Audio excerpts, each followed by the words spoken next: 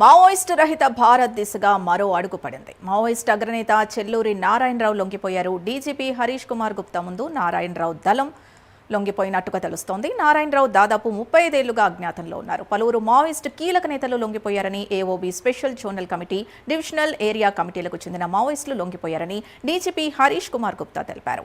మావోయిస్టుల నుంచి భారీగా డంప్ స్వాధీనం చేసుకున్నామని తెలిపారు. ఇప్పుడు పరిస్థితులు చాలా మారాయని, గ్రామీణ ప్రాంతాలకు కూడా ప్రభుత్వ సంక్షేమ కార్యక్రమాలు వెళ్తున్నాయని నారాయణరావు అలియా సోమన్న అన్నారు. ఇదే అంశానికి సంబంధించి పూర్తి డీటెయిల్స్ మా కరెస్పాండెంట్ రాజ్ కుమార్ అందిస్తారు.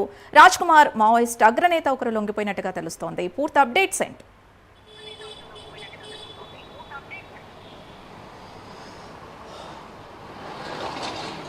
మొత్తానికి ఏదైతే ఆంధ్రప్రదేశ్లో మావోయిస్ట్ రహిత ఆంధ్రప్రదేశ్గా తీర్చిదిద్దేందుకు ప్రత్యేకంగా రాష్ట్ర పోలీస్ శాఖ ఒక ప్రత్యేకమైనటువంటి ప్రణాళికను తీసుకొచ్చినటువంటి పరిస్థితి కనపడుతుంది. మరి ఈ నేపథ్యంలో దాదాపుగా ఇవాళ 9 మంది ఈ డీజీపీ ఎదుట లొంగిపోయినట్లుగా తెలుస్తుంది.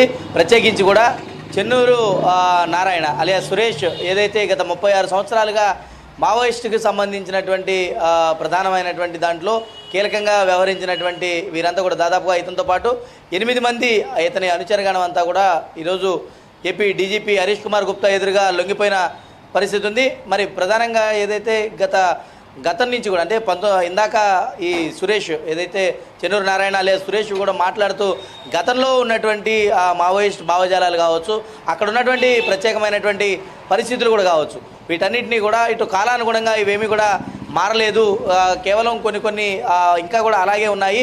వీటికి సంబంధించి ప్రస్తుతం ఉన్నటువంటి ప్రభుత్వాలు చేసేటువంటి సంక్షేమ పథకాలు కావచ్చు, అన్ని కార్యకలాపాలు కావచ్చు, గ్రామ స్థాయి వరకు కూడా చేరుతూ ఉన్నాయి. మరి ఇంకా ఇలాంటి తరుణంలో మనం వీటికి సహకరించాల్సినటువంటి బాధ్యత మనందరి మీద ఉంది. కాబట్టి అందుకే తాను కూడా ఇటు జనజీవన స్రవంతిలో కలిసిపోవాలని ఒక నిర్ణయానికి వచ్చినట్లు కూడా ఏదైతే చెన్నూరు నారాయణ అలియా సురేష్ చెప్పిన పరిస్థితి. మరి ఈ నేపథ్యంలో దాదాపుగా వచ్చినటువంటి వారందరికీ కూడా ఉపాధి కల్పించడంతో పాటు వారికి ప్రత్యేకంగా వారి యొక్క స్థితిగతులు మెరుగుపరచుకోవడం కోసం, ప్రత్యేకంగా వారి జీవన విధానాన్ని మార్చుకోవడం కోసం రాష్ట్ర పోలీస్ శాఖ ఒక ప్రధానమైనటువంటి ఒక నిర్ణయంతో వారందరికీ కూడా ఆర్థిక సాయం అంటే ఒక 25 లక్షల ఆర్థిక సాయంతో పాటు అటు చెన్నూరు నారాయణ అలియా సురేష్కి 25 లక్షలతో పాటు ఒక్కొక్కరి మిగతా కొంతమంది ఒక్కొక్కరికి 4 లక్షల చొప్పున, అదేవిధంగా ఒక ఇద్దరికి 1 లక్ష చొప్పున కూడా రాష్ట్ర ప్రభుత్వం ఈ యొక్క ప్రకటించినటువంటి పరిస్థితి కనపడుతుంది. మరి ఈ నేపథ్యంలో గతంలో జరిపినటువంటి కార్యకలాపాలన్నిటికీ కూడా తాను ఎంతో చింతిస్తున్నాను. ఇక మీదట అందరికీ ఏదైతే సమాజంలో ఏదో విధంగా సహాయపడేదానికి ప్రత్యేకంగా సేవలు అందిస్తారని కూడా సురేష్ చాలా స్పష్టంగా చెప్పినటువంటి పరిస్థితి కనపడుతుంది. మరి ఈ నేపథ్యంలో రాష్ట్ర ప్రభుత్వం నుంచి చాలా అనూహ్యమైనటువంటి సహాయ సహకారాలతో పాటు ప్రత్యేకంగా ఇంటెలిజెన్స్ విభాగం, అదేవిధంగా ఎస్ఐబి రెండు కూడా చాలా ప్రత్యేకమైనటువంటి నిఘా వ్యవస్థను వీరిపైన పెట్టినటువంటి నేపథ్యంలో పూర్తి స్థాయిలో కూడా మరి ఆపరేషన్ అంతా కూడా సక్సెస్ చేయడం, కాల్పులు జరిగాయి, ప్రతి కాల్పులు జరిగాయి, అన్నింటినీ కూడా సమర్థవంతంగా పోలీస్ శాఖ తిప్పికొట్టిందని కూడా ఇందాక డీజీపీ హరీష్ కుమార్ గుప్తా ప్రధానంగా చెప్పుకుంటూ వచ్చారు. ఏదైతే ఇటు పూర్తి స్థాయిలో ఉన్నటువంటి వారందరినీ కూడా ఇప్పుడు ఏదైతే ఈ నక్సల్స్ కావచ్చు వీరందరూ కూడా ప్రస్తుతం వీరి కదలికలు ఎక్కడా కూడా లేవు, మావోయిస్ట్ రహిత ఆంధ్రప్రదేశ్గా తీర్చిదిద్దడం కోసం ఈ చర్యలన్నీ కూడా కొనసాగుతాయని కూడా స్పష్టంగా చెప్తూ ఉన్నారు.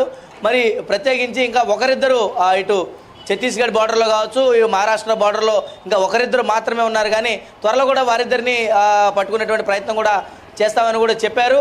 మరి ఇప్పుడు జరిగినటువంటి వీటన్నిటికీ కూడా రాష్ట్ర ప్రభుత్వం నుంచి చాలా సహాయ సహకారాలు కూడా అందాయి.